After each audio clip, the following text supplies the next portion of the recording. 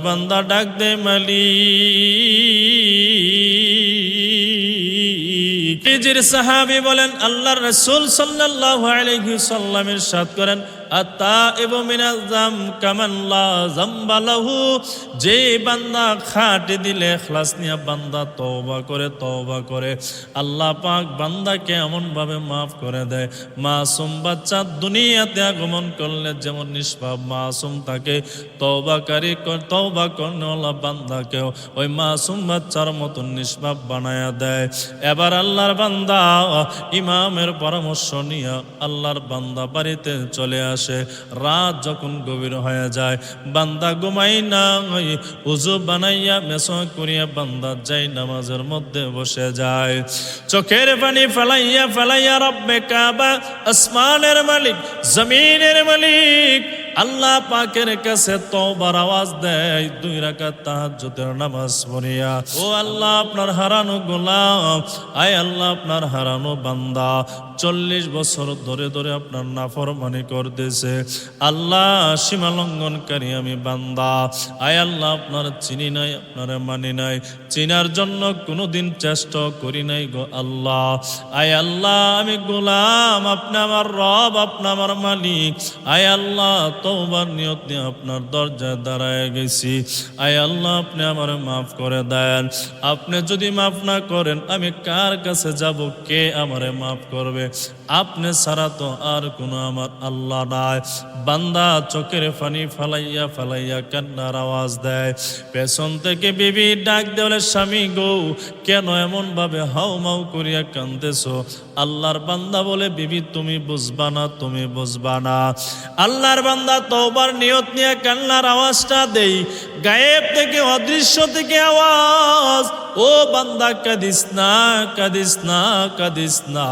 40 বছর ধরে অন্যায় করার কারণে আমি আল্লাহ তোর নামটা জাহান্নামের খাতার মধ্যে লিখে দিলাম, উঠায় ফেললাম।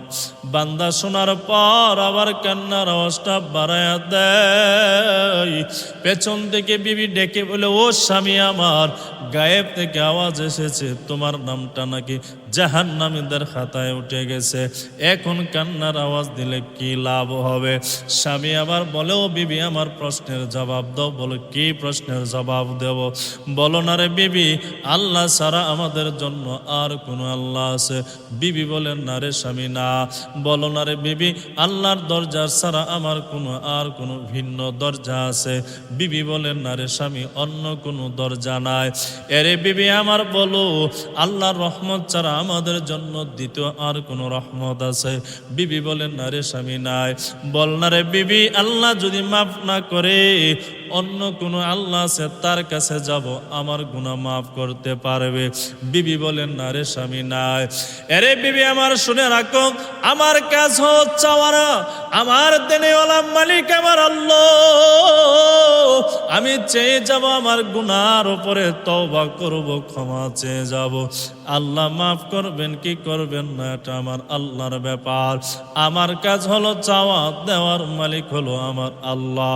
আমার কাজ হলো দরজায় পরে তাকা, ঘরে ঢুকাবেন কি ঢুকাবেন না এটা আমার আল্লাহর ব্যাপার। আল্লাহর বান্দা চোখের পানি ফেলাইয়া তওবার আওয়াজ, আয় আল্লাহ আপনার হারানো গোলাম, আপনার বান্দা আপনার দরজার সামনে দাঁড়ায় গেছে। জান্নাত যদি দিয়ে দেন আপনার কোনো লস হবে না, সম্মানের কোনো লস হবে না। জাহান্নামে যদি দিয়ে দেন আপনার সম্মানের কোনো উন্নতি হবে না, লাভও হবে না। আয় আল্লাহ আপনি যদি মাফ না করেন কে আমারে মাফ করবে? কার কাছে যাব? আপনি ছাড়া তো আমার আর কোনো আল্লাহ নাই, আপনার দরবার ছাড়া তো আমার কোনো ভিন্ন কোনো দরবার নাই। আল্লাহ মেহেরবানি করিয়া আপনি আমারে মাফ করে দেন। বান্দা যখন খাটে দিলে ইখলাস নিয়ে তওবা করে, চোখের পানি ফেলাইয়া যখন বান্দা তওবার আওয়াজটা দেয়, গায়েব থেকে আবার আওয়াজ দেয়। আল্লাহ বলেন, ও আমার বান্দা আর কাঁদিস না রে বান্দা, তোর চোখের পানির বিনিময়ে খাটে দিলে তওবা করার কারণে আমি আল্লাহ তোর পেছনের নাম জাহান্নামের খাতা থেকে কেটে আমার তোরে জান্নাতের মেহমান তোরে বানায় নিলাম। এই জন্য আল্লাহ পাক বলেন, কুল ইয়া ইবাদিয়াল্লাযীনা আসরাফু আলা আনফুসিহিম লা তাকনাতু মির রাহমাতিল্লাহ। এরে আমার বান্দা, নিজের নফসের উপর যত অন্যায় জুলুম অত্যাচার করে ফেলো না কেন, আমি আল্লাহর কাছ থেকে তুমি নিরাশ হবা না। তওবার নিয়ত নিয়ে দাঁড়ায় যাও, আমি আল্লাহ অবশ্যই তোমার পেছনের সব গুনাহগুলো মাফ করে দেব। 40 বছর ধরে ধরে আল্লাহর বান্দা অনেক অন্যায় করে, অপরাধ করে, এমনও কোনো অন্যায় নাই, অপরাধ নাই যুবক আল্লাহর বান্দা করে নাই। আল্লাহর বান্দা অন্যায় করিয়া রাতের শেষ প্রান্তে যখন ঘুমানোর জন্য ঘরের ভিতরে ঢুকে গেল, হাত মুখ দৌত করিয়া আল্লাহর বান্দা বালিশের সাথে যখন মাথাটা লাগায়, আল্লাহর বান্দার অন্তরে জাহান্নামের ভয়, আল্লাহর ভয় বান্দার অন্তরে ঢুকে গেল।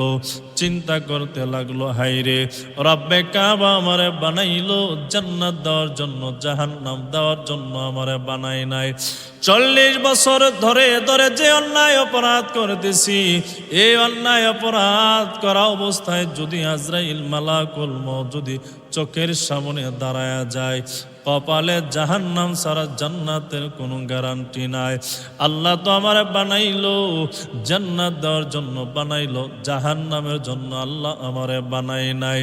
আমি যদি গুনাহ করে করে করা অবস্থায় যদি মারা যাই, জাহান্নামের আগুন আমাকে জ্বলতে হবে। না না, আমি জাহান্নামের আগুনে জ্বলতে পারবো না। অবশ্যই ক্ষমা নিয়ে পাওয়া যায় আল্লাহর দরবারে, এর সন্ধান আমাকে বের করতে হবে। আল্লাহর বান্দা চিন্তা করে করে সারা রাত আল্লাহর বান্দা কাটায়া দেয়, বান্দার চোখের মধ্যে কোনো ঘুম নাই। এরে যুবক ভাই, বৃদ্ধ বাবা, পর্দার আম্মা জান, দিল লাগায় ঘটনাটা শোনেন গো আম্মা জান। এবার আল্লাহর বান্দা চিন্তা ভাবনা করিয়া সিদ্ধান্ত নিল, কোথায় যাব, কার কাছে যাব, কার কাছে গিয়ে পরামর্শ নেব, কে আমারে পরামর্শ দিবে। আল্লাহর বান্দা ফজর আজান দিয়ে দেয়, মুসল্লিরা, আল্লাহর বান্দা মুসল্লিরা নামাজ পড়িয়া মসজিদ থেকে বের হয়ে যায়। আল্লাহর বান্দা ইমাম সাহেবের হুজরার ভিতরে ঢুকে যায়। যেই মাত্র ঢুকে যায়, ইমাম সাহেব ওই ডাকাত আল্লাহর বান্দাকে দেখার পর কাঁপতেছে, সারা শরীর জিয়া পানির মতন ঘাম বের হয়ে গেছে। এবার ডাকাত ডাক দিলে, ইমাম সাহেব টেনশন করবেন না, টেনশন করবেন না, কোনো ভয় করবেন না, আমি আপনার কোনো ক্ষতি করার জন্য আসি নাই। ইমাম বেচারা বলে, তাহলে তুমি কিসের জন্য তো সকাল সকাল আসলা? আমি তো তোমার সাথে কোনো অন্যায় করি নাই, আমি তোমার সাথে কোনো অপরাধ করি নাই, কেন এবার তুমি আসলা? তুমি তো সমাজের সবচেয়ে বড় ডাকাত। মানুষ রাতের বেলা তোমাকে যেমন ভয় পায়, দিনের বেলা তেমন ভয় পায়। আল্লাহর বান্দা ওই যুবক ডাকাত ডাক দিয়ে বলে, ইমাম, ও ইমাম, ভয় পাবেন না, ভয় পাবেন না, ভয় পাবেন না গো, আমি আপনার কোনো ক্ষতি করার জন্য আসি নাই। তাহলে কিসের জন্য আসছেন বলেন? বলে, ইমাম সাহেব 40 বছর ধরে ধরে অন্যায় করে করে হাত নাপাক বানায় ফেললাম, পা নাপাক বানায় ফেললাম, কলবটাকে নাপাক বানায় ফেললাম। এখন আমি যদি এই গুনাহ নিয়ে যদি মারা যায়, কবরে জাহান্নাম ছাড়া আমার কোনো উপায় নাই। ওই ইমাম সাহেব পরামর্শ দেন, এই 40 বছরের গুনাহ থেকে কিভাবে আমি পরিত্রাণ পাবো, জাহান্নামের আগুন থেকে বেঁচে কিভাবে আমি জান্নাতের মেহমান হব। ইমাম সাহেব আল্লাহর বান্দা পরামর্শ দেয়, রে যুবক, টেনশন করবা না, টেনশন করবা না। আল্লাহ পাক জানায় দিলেন, কুল ইয়া ইবাদিয়াল্লাযীনা আসরাফু আলা আনফুসিহিম লা তাকনাতু মির রাহমাতিল্লাহ। এরে আমার বান্দা, যত অন্যায় করো, অপরাধ করো, নিজের নফসের উপর জুলুম করে ফেলো, আমি রব্বে কাবার কাছ থেকে তুমি নিরাশ হবা না। পাহাড় পরিমাণ অন্যায় যদি করো, আমি রব্বে কাবার সামনে যদি দাঁড়াইয়া তওবার নিয়তে নিয়ে যদি দাঁড়াইয়া যাও, আমি আল্লাহ জীবনের সব গুনাহগুলো মাফ করে দেব।